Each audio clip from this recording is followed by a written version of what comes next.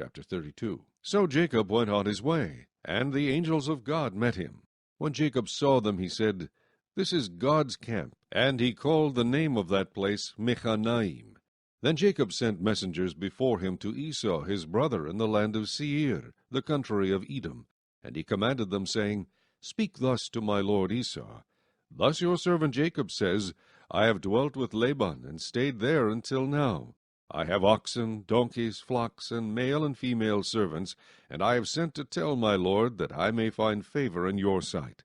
Then the messengers returned to Jacob, saying, We came to your brother Esau, and he also is coming to meet you, and 400 men are with him. So Jacob was greatly afraid and distressed, and he divided the people that were with him, and the flocks and herds and camels, into 2 companies. And he said, If Esau comes to the one company and attacks it, then the other company which is left will escape. Then Jacob said, O God of my father Abraham, and God of my father Isaac, the Lord who said to me, Return to your country and to your family, and I will deal well with you. I am not worthy of the least of all the mercies and of all the truth which you have shown your servant. For I crossed over this Jordan with my staff, and now I have become 2 companies. Deliver me, I pray, from the hand of my brother, from the hand of Esau, for I fear him, lest he come and attack me and the mother with the children.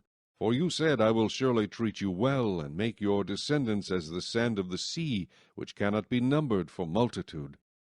So he lodged there that same night, and took what came to his hand as a present for Esau his brother.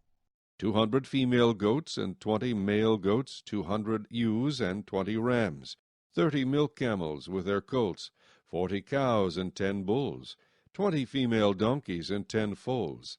Then he delivered them to the hand of his servants, every drove by itself, and said to his servants, Pass over before me, and put some distance between successive droves.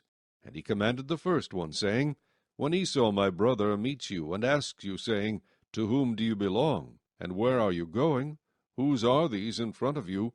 Then you shall say, They are your servant Jacob's. It is a present sent to my lord Esau, and behold, he also is behind us. So he commanded the second, the third, and all who followed the drove, saying, In this manner you shall speak to Esau when you find him. And also say, Behold, your servant Jacob is behind us. For he said, I will appease him with the present that goes before me, and afterward I will see his face. Perhaps he will accept me. So the present went on over before him, but he himself lodged that night in the camp. And he arose that night, and took his 2 wives, his 2 female servants, and his 11 sons, and crossed over the ford of Jabbok. He took them, sent them over the brook, and sent over what he had. Then Jacob was left alone, and a man wrestled with him until the breaking of day.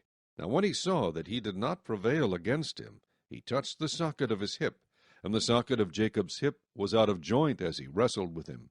And he said, Let me go, for the day breaks. But he said, I will not let you go unless you bless me. So he said to him, What is your name? He said, Jacob.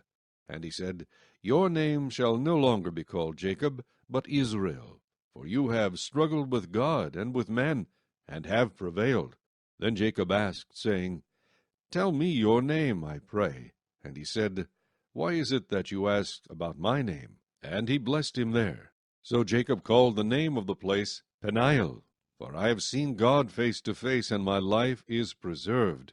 Just as he crossed over Penuel, the sun rose on him, and he limped on his hip. Therefore to this day the children of Israel do not eat the muscle that shrank, which is on the hip socket, because he touched the socket of Jacob's hip in the muscle that shrank.